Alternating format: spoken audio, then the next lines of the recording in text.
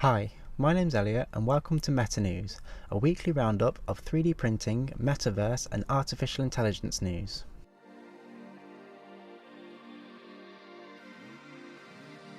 Every Monday will be 3D printing, every Wednesday will be metaverse, and every Friday will be artificial intelligence. If you missed this week's first episode, you can find it on my Metaprint YouTube channel. So I've got 10 of the most interesting news articles that I found in the world of metaverse this week.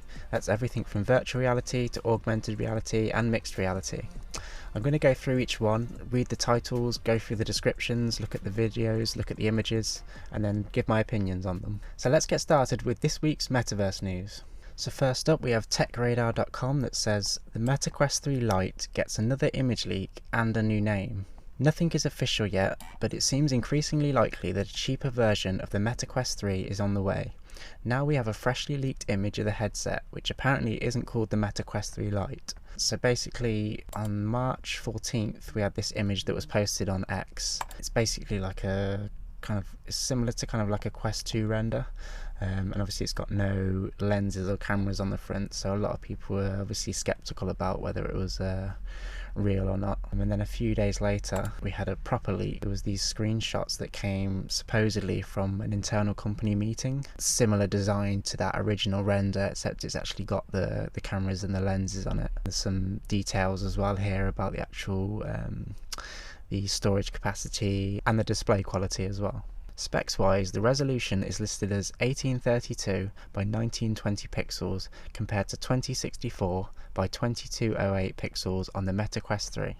This second image here, this is what makes me think that it's more likely to be true. Typically, if it was a fake leak, you probably wouldn't have all this kind of varied branding. Obviously you got these portrait Instagram reels, obviously different angles of the headset as well. Some people have said that they're skeptical because it's got this Quest 3 branding in it as well, but I'm sure they're branding or marketing this new Quest 3S alongside the Quest 3, so that's probably why they're in the same kind of presentation here.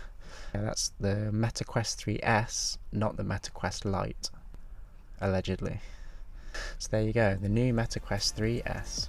This next one's pretty cool. So this is called Soapbox.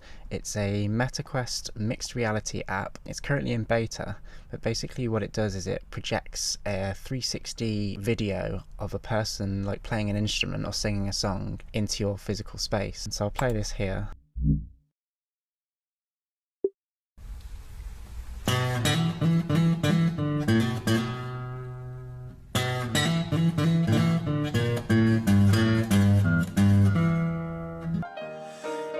Mama always saying that she knew this day would come. She said just be steady and get ready, don't let that pressure bother you none. It's currently in beta. If you go to their website, it says coming to MetaQuest 2024. Apply to participate in our beta launch here. So you follow that link and you go to the Soapbox beta program. It says thank you for your interest. Due to overwhelming demand, our beta has reached its limit. So this was actually a few days ago that it said this. And if you go onto their Facebook page as well, they posted this image where you can see the stats of the beta sign-ups just absolutely rocketing on the 17th. And so yeah, they reached their limit. I did send them a message in the comments here just saying, you know, congratulations on the beta and sad that I missed out on it. And they replied back saying that they were going to try and reopen the beta or increase the limit, which they did supposedly. I'd signed up, but I didn't get an email back with an acceptance link, so I'm not really sure what's going on there. So far as I know, the beta is open again, but I think they only put in like an extra 100 places, and a lot of people were wanting to try this out, so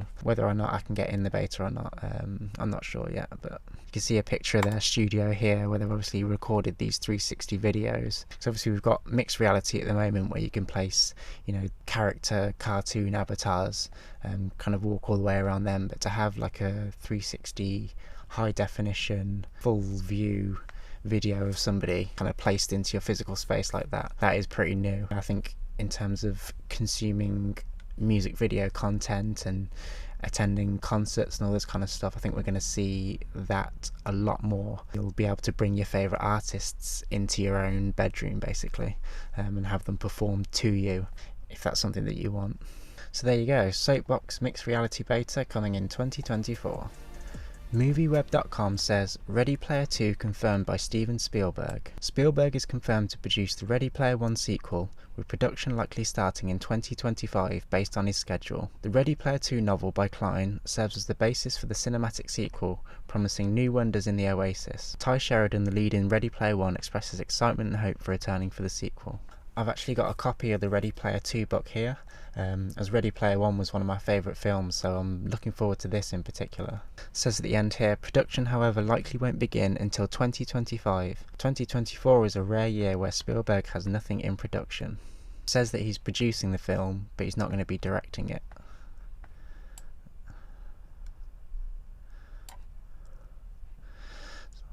So yeah, that's a confirmation on the Ready Player 1 sequel, Ready Player 2.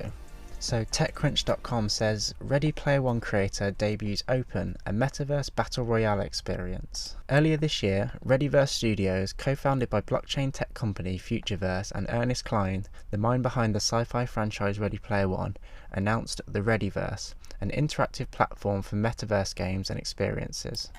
Readyverse Studios partnered with Warner Bros. Discovery to help bring the popular novel to the Metaverse across Web3. Today, the studio introduced its first project set to launch soon in the Readyverse. So this is the official YouTube channel Open, and this is the new teaser trailer.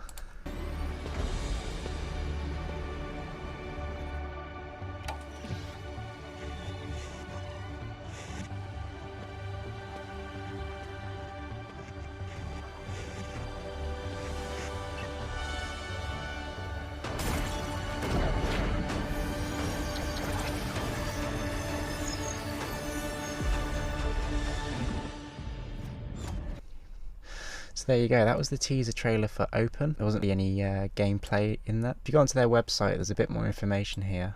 This is the Readyverse Studios website, different products that they're bringing out. So the Readyverse is a next-gen immersive and interoperable launcher for discovering metaverse games and experiences. Integrating Web3 and AI-GC technologies, it enables users, developers and brands to create interconnected experiences.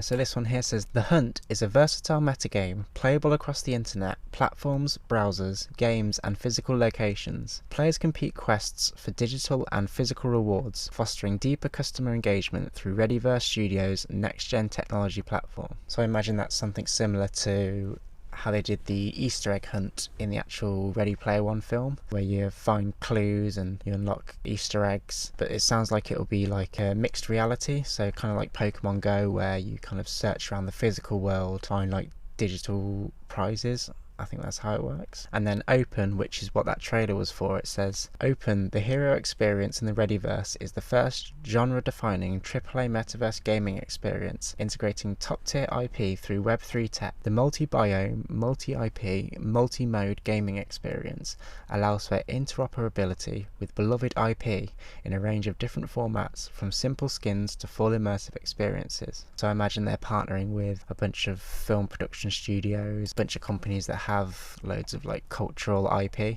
and so they'll be able to integrate it into this open metaverse game, similar to how in the film there was a bunch of characters from a whole different bunch of worlds. So hopefully if they can get some good licensing, this is going to be a really good game.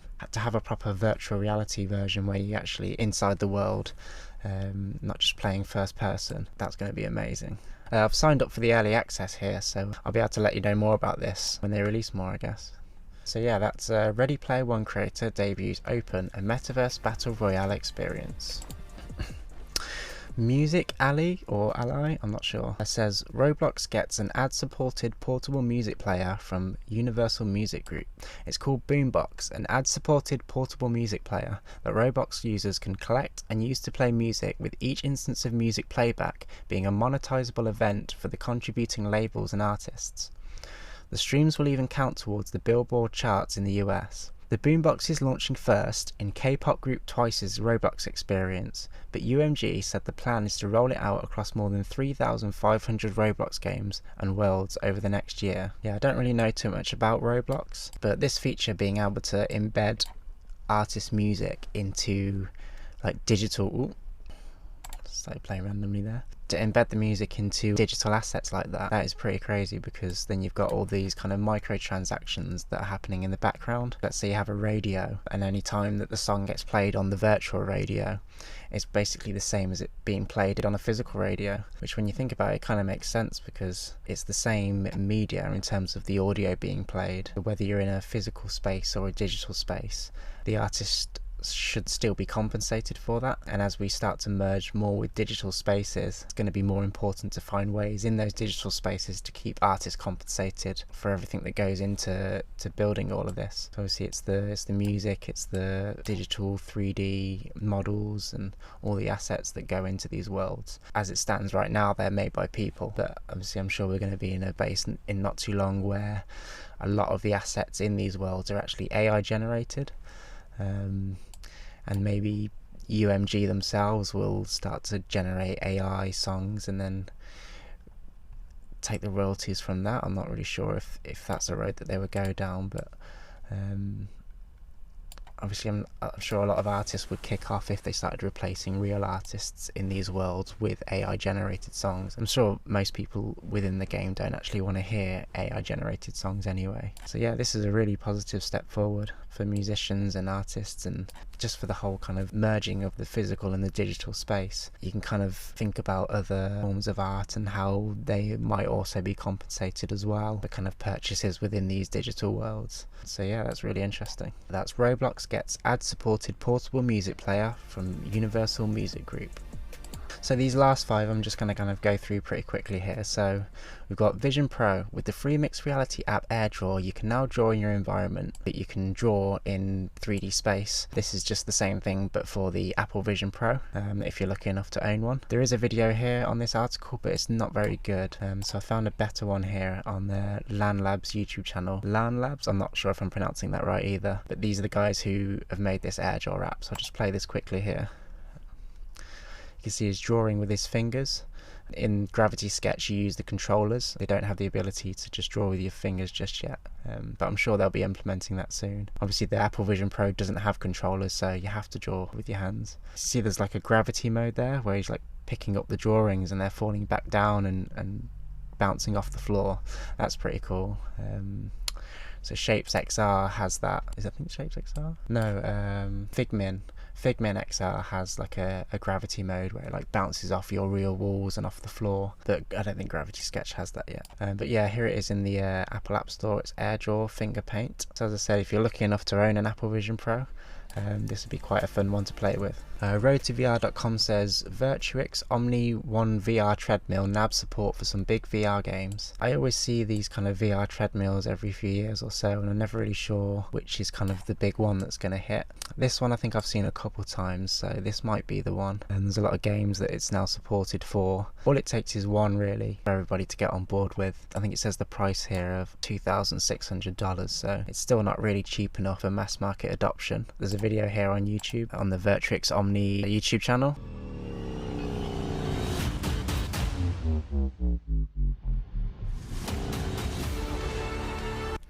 Step into your favorite game. I'll leave links to this video so you can have a watch as well. Yeah, that's the Virtuix Omni One VR Treadmill. Another one from Road2VR.com, Sony reportedly pauses PSVR 2 production due to low sales. According to a Bloomberg report, PSVR 2 sales have slowed progressively since its February 2023 launch. Citing people familiar with the company's plans, Sony has produced well over 2 million units since launch, noting that stocks of the $550 headsets are building up. So they're kind of trying to say that production stopped due to low sales, but also because they built up a lot of stock and now they got like supply chain issues. Ultimately, no one's really buying PSVR 2, just because the price relative to what you can get with the MetaQuest, the games and the applications that you get on the MetaQuest as well, Sony's PSVR 2 is just not good enough yet. It's a nice entry into the market for them if they are going to continue to develop that line, but MetaQuest and companies like Steam and with the Valve Index, they're way ahead of PSVR 2, so they're going to have to do a lot of research and development to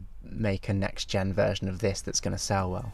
Mixednews.com says XReal shows Air 2 Ultra AR games at GDC 2024. GDC 2024 is the Global Developers Conference in San Francisco. I've seen some adverts for these glasses recently, augmented reality glasses. It's kind of like Meta Ray-Bans, except these ones actually have proper augmented reality displays, whereas the Meta Ray-Bans are more of like a wearable smart assistant with a camera and a microphone. It has this YouTube video here called Landing Party, which is like one of their examples. The graphics are a bit kind of low level, but I'll leave links to this video as well so you can have a look at it. So yeah, it's basically like the Apple Vision Pro but in a smaller form factor. So you'll still have these like floating windows when you use like web browsers or playing games and applications. I think it's got a cable as well. Yes, it's got a cable that runs to a battery pack in the same way that the Apple Vision Pro does. So you're not having a bulky battery sitting on your face, which is always good. It looks like there's a lot of games here that they've already got ready made for it. Go to products, Air 2 Pro, which is this new one here. One screen to replace them all. So yeah, it looks really cool. And I've seen a lot of videos of people wearing them at some recent tech conferences as well. This is what the Meta Ray-Bans should have been, and I'm sure this is where they are going with it in the next, maybe not in the next iteration, but in a couple of iterations from now. This is hopefully what the Meta Ray-Bans will be. I might end up getting these, to be honest, before I get the Meta Ray-Bans. I'll have to look at a few more reviews before I consider spending that kind of money on a pair of glasses. But yeah, I really want to get in on the ground level of augmented reality glasses, because it's getting to the point now where they're actually usable. They're not just a gimmick anymore, basically. So yeah, that's the XReal Air 2 Pros. Lastly here from xrtoday.com, got Meta deletes all Oculus accounts and data this month. If you've got a MetaQuest headset, you've probably had a warning about this or an email. Basically, Meta bought out Oculus. Used to be the Oculus Rift and the Oculus Go and the Oculus Quest 2 before it was rebranded to Meta. There's notably Meta's removal of Oculus logins and data seemingly marks the final breath of Oculus. In 2021, Facebook officially rebranded as Meta during that year's Connect event, and subsequently all Oculus products and technology fell under the Meta banner alongside the firm's social media portfolio. Yeah, so there's still a lot of Oculus branding within Meta's hardware and within the software and with all the games and stuff. They're just kind of going through and removing all references to Oculus, just so everything's Meta, basically. Which is a shame, because obviously it's Oculus that started it all, but obviously I get it from a branding perspective, and this is Facebook, Meta we're talking about, so not unexpected that they would do something like this. And I imagine they don't want to keep paying for the infrastructure to support Oculus accounts when they've kind of ported everything over to Meta accounts as well, so it makes sense. There were a lot of people that were reluctant at the beginning. They didn't want to get a Quest headset because they didn't want to have to be forced to create a Facebook account to do it. I'm not sure if that's still the case, because it's all through a Meta account now, so if you have a Meta Quest headset you need a Meta account regardless. So yeah, that's Meta deletes all Oculus accounts and data this month. Thank you for watching Metaverse News, and we'll be back on Friday with the latest and greatest in artificial intelligence.